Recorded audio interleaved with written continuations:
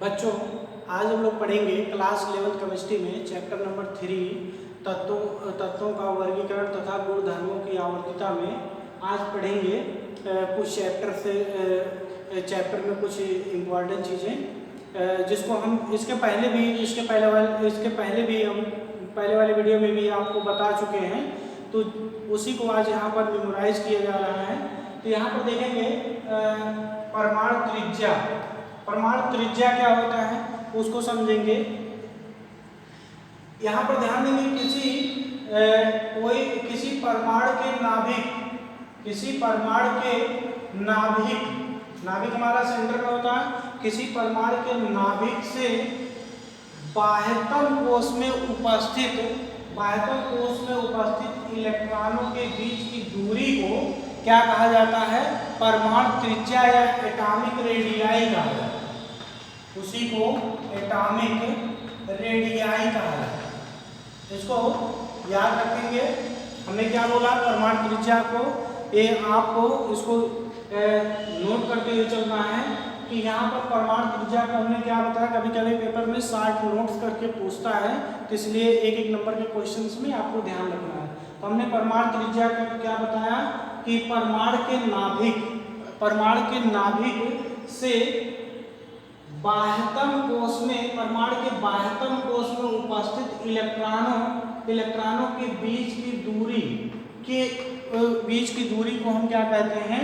परमाणु त्रिज्या कहते हैं, जिसको हम यहाँ पर एंगस्ट्रॉम में व्यक्त करते हैं। यहाँ पर सिंबल में यहाँ पर एंगस्ट्रॉम में व्यक्त करते हैं।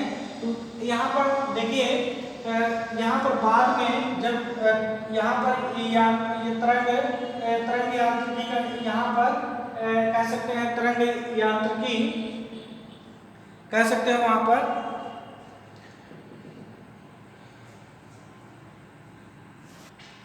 कह सकते हैं यहाँ पर क्वांटम यांत्रिकी सिद्धांत के खोज होने के बाद ये देखा गया, जब यहाँ पर इलेक्ट्रॉन जो होते हैं एक वेव के फॉर्म में यहाँ पर जब गति करते हैं, तो ये बताना संभव नहीं हो सका।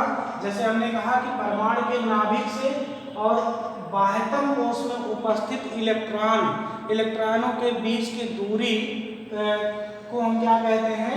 ये परमाणु त्रिज्या कहते हैं, जिसको एंगस्ट्रॉम से व्यक्त किया जाता है।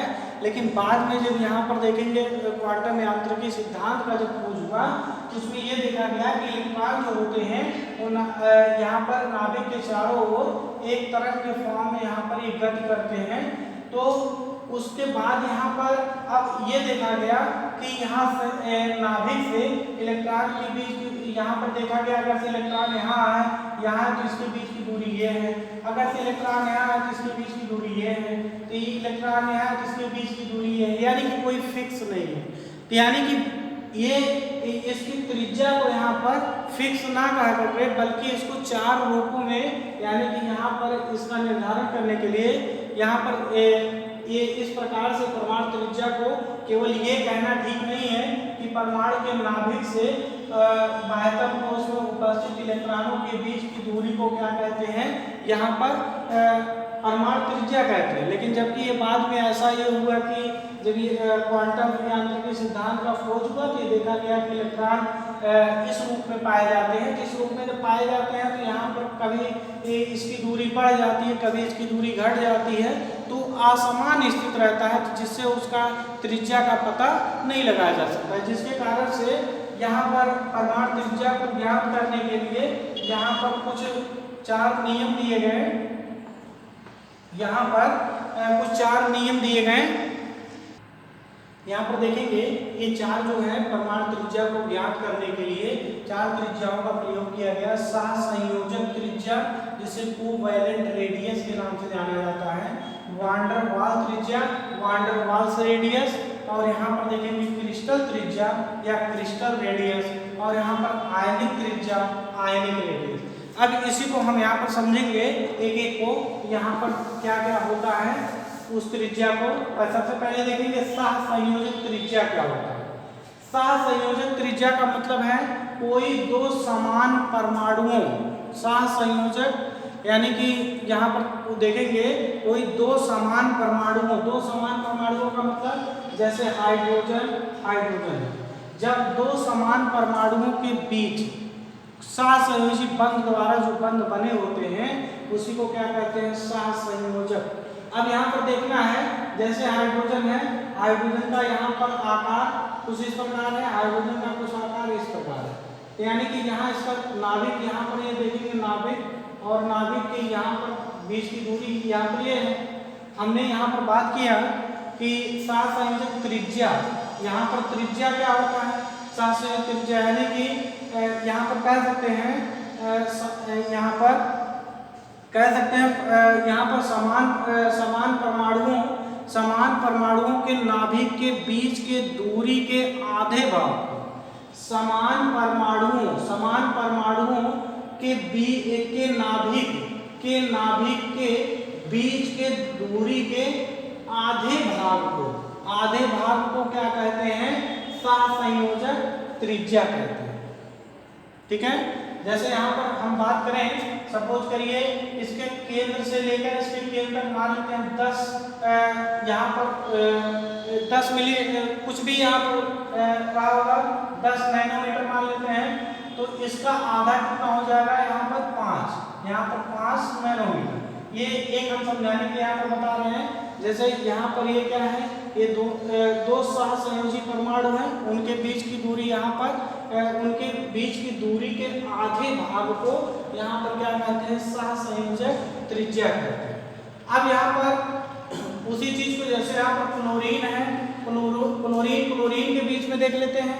अब क्लोरीन का जो यहाँ पर यानी कि दो समान परमाणुओं के नाभिक के बीच की दूरी के आधे भाग को क्या कहेंगे, यहाँ पर देखेंगे सहसंयोजक त्रिज्या कहेंगे। ठीक है, अब यहाँ पर हम आते हैं वान डेर वाल्स त्रिज्या क्या होता है, वान डेर वाल्स या वान डेर वाल्स रेडियस। अब इसको समझेंगे। वान डेर वाल्स क्या होता है, जब कोई दो समान परमाणु, यहाँ पर ध्यान देंगे, जब कोई दो समान परमाणु जो सबसे निकटतम हो, कहने का मतलब जब कोई परमाणु जो इकट्ठा सभी रखे गए हैं, तो यानी कि जैसे यहाँ पर बात करें कि यहाँ पर एक परमाणु हमारा यहाँ पर ये रखा गया है, एक हमारा परमाणु ये है और एक परमाणु हमारा ये है, यानी कि दोनों क्या है, जैसे दोनों यहाँ पर H है, ये H है, यानी कि क्या है, जब दो समान परमाणुओं के सबसे निकटतम भाग के नाभिक के बीच की दूरी के आधे भाग को यहाँ पर क्या कहते हैं, यहाँ पे वान डेर वाल्स त्रिज्या कहते हैं। इसे क्या कहते हैं, वान डेर वाल्स त्रिज्या कहते हैं, या उसी को कह सकते हैं सहसंयोजी बंध से बंधे किसी एक ही तत्व के दो पास वाले अणुओं के दो निकटतम परमाणुओं के नाभिक की दूरी का आधा मान उस तत्व के परमाणु की वान डेर वाल्स त्रिज्या कहलाता है, जैसे कि हमने यहाँ पर स्ट्रक्चर में दिखाया है। किसी को हमने यहाँ पर क्या बोलते हैं, वान डेर वाल्स त्रिज्या कहते हैं। इसको आप अपने कॉपी में यहाँ पर इसको नोट करेंगे। आगे इसी को क्रिस्टल त्रिज्या क्या होता है, क्रिस्टल त्रिज्या देखेंगे, किसी धातु के क्रिस्टल जालक में दो पास वाले परमाणु, तो कोई भी क्रिस्टल जालक है, यहाँ पर कोई भी क्रिस्टल जालक में जब देखेंगे जो यहाँ पर दो पास ऐसे दो पास यहाँ पर क्रिस्टल जालक में उसके नाभिक के बीच की दूरी का भाग, दूरी के आधे भाग को यहाँ पर क्या कहेंगे, क्रिस्टल लैटिस कहेंगे, क्रिस्टल त्रिज्या कहेंगे या क्रिस्टल रेडियस कहेंगे। अब यहाँ पर बात आता है आयनिक त्रिज्या। आयनिक त्रिज्या यहाँ पर क्या होता है, आयनिक त्रिज्या में यहाँ पर अब क्रिस्टल त्रिज्या का मतलब ये है, जैसे यहाँ पर देखेंगे दो क्रिस्टल यहाँ पर रखे गए हैं, सपोज करिए दो क्रिस्टल यहाँ पर रखे गए हैं। अब इन दोनों क्रिस्टल यहाँ पर क्या होगा, इन दोनों क्रिस्टलों के बीच में इसमें एक बार हम इसको पुनः पहले इसको समझा देते हैं। यहाँ पर ये वान डेर वाल्स की, वान डेर वाल्स में जैसे ये क्या है Cl है, ये भी क्या है, ये Cl Cl है, ये भी क्या है Cl Cl है। जब दो Cl Cl परमाणुओं के सबसे निकटतम नाभिक के बीच की दूरी के आधे भाग को कहेंगे यहाँ पर वान डेर वाल्स त्रिज्या कहेंगे। ठीक उसी प्रकार से यहाँ पर ये क्रिस्टल में भी ऐसा है। जब धातु क्रिस्टल, जब कोई भी धातु क्रिस्टल जालक में देखेंगे, जब कोई यहाँ पर दो यहाँ पर क्रिस्टल जालक के नाभिक के बीच की दूरी के आधे भाग को यहाँ पर क्या कहेंगे, क्रिस्टल जालक कहेंगे। तो यानी कि यहाँ पर इसी को दिखाया गया है। जैसे हम यहाँ पर मान लेते हैं कोई भी यहाँ पर जैसे सोडियम का क्रिस्टल जालक है, सोडियम का क्रिस्टल जालक है। जैसे सोडियम एक यहाँ पर बात करें, जैसे ये पूरा भरा हुआ है, ये सोडियम इस तरीके से पूरा यहाँ पर भरा, या हम इसको सर्किल में दिखा देते हैं। इस प्रकार से सोडियम यहाँ पर ऐसे भरा हुआ है। ये सभी क्या है, Na है, ये सोडियम है। तो एक नाभिक से दूसरे नाभिक के बीच की दूरी के आधे भाग को यहाँ पर क्या बोलेंगे, क्रिस्टल त्रिज्या बोलेंगे। आयनिक त्रिज्या क्या होता है, आयनिक रेडियस। आयनिक त्रिज्या या आयनिक रेडियस में उसको क्या बोलेंगे, यहाँ पर चाहे वो किसी धनायन हो या कोई ऋणायन हो कि नाभिक के, चाहे कोई धनायन हो, चाहे कोई यहाँ पर ये धनायन हो और चाहे यहाँ पर कोई ऋणायन हो, यानी कि धनायन के नाभिक से और उसके बाह्यतम कोश में उपस्थित इलेक्ट्रॉनों के बीच की दूरी को हम यहाँ पर क्या कहते हैं, आयनिक त्रिज्या कहते हैं। तो आयनिक त्रिज्या के बारे में हम आपको बताए थे कि यहाँ पर जिस पर पॉजिटिव चार्ज होता है वो अपने सेम परमाणुओं से उसकी त्रिज्या क्या होती है, छोटी होती है। और देखेंगे जो यहाँ निगेटिव जिस पर होता है उस अपने समान परमाणुओं से यहाँ पर वो क्या होता है, उसकी त्रिज्या बड़ी होती है, जिसको हम यहाँ पर क्या कहते हैं, आयनिक त्रिज्या कहते हैं। अब ये चीज हमको समझ में आ गया है, जो कि ये सब कुछ इम्पोर्टेंट था, इसलिए हम इसको रिवाइज कर दे रहे हैं। जिसको आप अपने कॉपी में इसको नोट करेंगे और इसको संक्षिप्त में उसका नोट्स बनाएंगे। आगे हम आते हैं आयनन ऊर्जा पर। आयनन ऊर्जा बहुत इंपॉर्टेंट टॉपिक है। आयनन ऊर्जा, आयोनाइजेशन एनर्जी। आयोनाइजेशन एनर्जी क्या है उसको समझेंगे। यहाँ पर देखेंगे हमने आपको बताया था कोई भी उदासीन ये हमारा प्रोटॉन है प्लस इसमें न्यूट्रॉन है। परमाणु के नाभिक में प्रोटॉन और न्यूट्रॉन पाया जाता है और परमाणु के यहाँ पर ये नाभिक के चारों, जिसे ये नाभिक कहते हैं, नाभिक के चारों यहाँ पे इलेक्ट्रॉन चक्कर लगाते हैं, तो जिसको हम शेल कहते हैं, यानी कि जिसमें चक्कर लगाता है उसको शेल कहते हैं। यहाँ हमने आयनन ऊर्जा की बात किया, हमने आयनन ऊर्जा किसे कहेंगे, किसी उदासीन परमाणु या विलगित परमाणु के बाह्यतम कोश में उपस्थित इलेक्ट्रॉन को निकालने में लगाई गई ऊर्जा को क्या कहते हैं, आयनन ऊर्जा कहते हैं। तो यहाँ पर जिसको EI से प्रदर्शित करते हैं। अब यहाँ पर ध्यान देना है, यदि हम एक इलेक्ट्रॉन को निकालते हैं उसे हम प्रथम आयनन ऊर्जा कहते हैं। उसे हम क्या कहते हैं, प्रथम आयनन ऊर्जा कहते हैं। प्रथम आयनन ऊर्जा कहते हैं, यानी कि एक इलेक्ट्रॉन को निकालने में लगाई गई ऊर्जा क्या कहलाता है, प्रथम आयनन ऊर्जा। अगर से यहाँ से एक ही परमाणु से दो इलेक्ट्रॉन को निकाला जा रहा है, ये प्रथम आयनाइजेशन एनर्जी है, तो प्रथम आयनाइजेशन एनर्जी को EI1 से प्रदर्शित करते हैं। और किसी परमाणु से, यानी कि जैसे यहाँ पर हम बात करें M से एक इलेक्ट्रॉन को निकाला गया, इसमें M पॉजिटिव आया, इसमें इलेक्ट्रॉन है, यहाँ पर एक इलेक्ट्रॉन निकल गया, एक इलेक्ट्रॉन को बाहर निकाल दिए।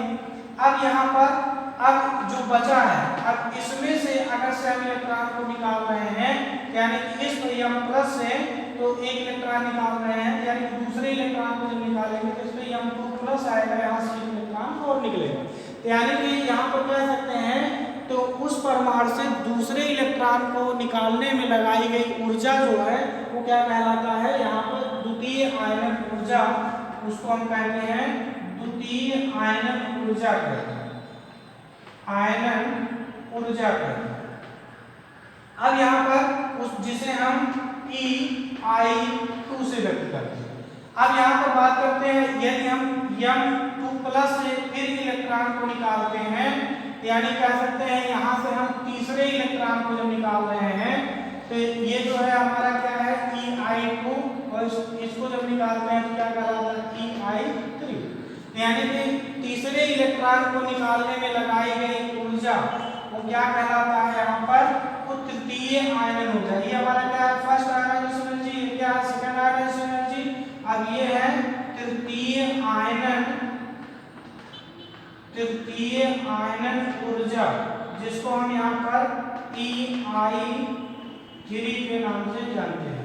ठीक है, अब यहाँ पर देखेंगे, यहाँ पर ये तृतीय आयनन ऊर्जा का मान द्वितीय आयनन ऊर्जा के मान से अधिक होता है, और द्वितीय आयनन ऊर्जा का मान ये प्रथम आयनन ऊर्जा के मान से अधिक होता है। जैसे एग्जाम्पल में आपको बताएं, एग्जाम्पल में जैसे हीलियम है, हीलियम के सबसे बाह्यतम कोश में एक इलेक्ट्रॉन को निकालने में लगाई गई ऊर्जा मान लेते हैं यहाँ पर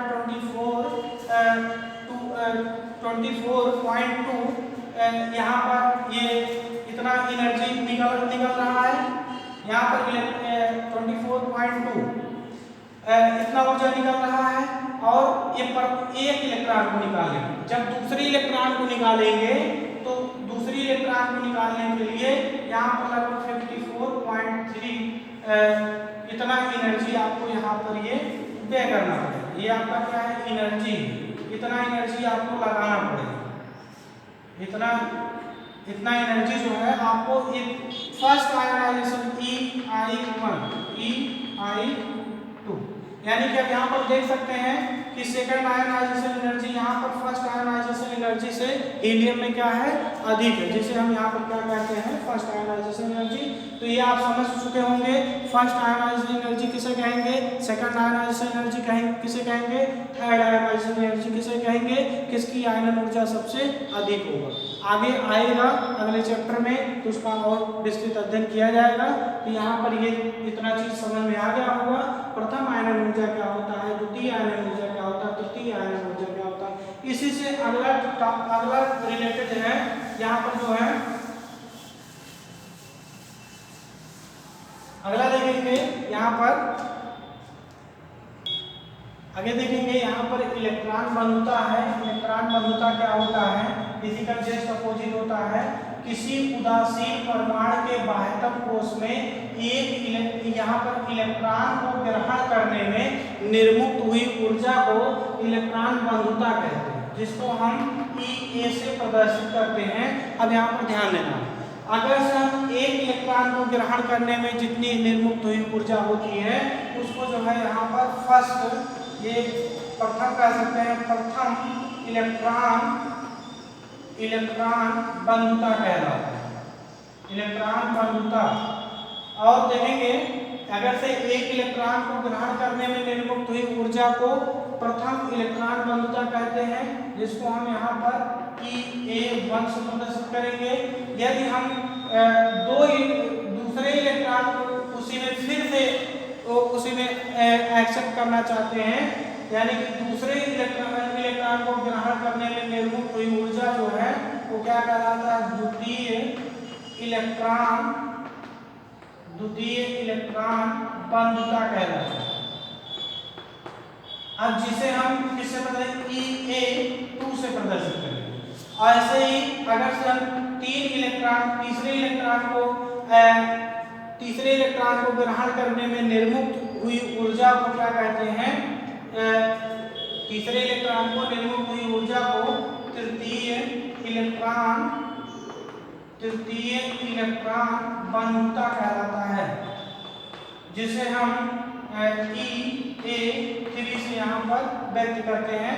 तो जिस प्रकार से यहाँ पर ये दिखाया गया है, जैसे हम इसी को हम बात करें, जैसे यहाँ पर A है तो A जो है एक इलेक्ट्रॉन को ग्रहण करेगा तो इस पर एक नेगेटिव चार्ज आएगा, ये क्या हमारा होगा Ea1, यानी कि ये प्रथम इलेक्ट्रॉन बंधुता है।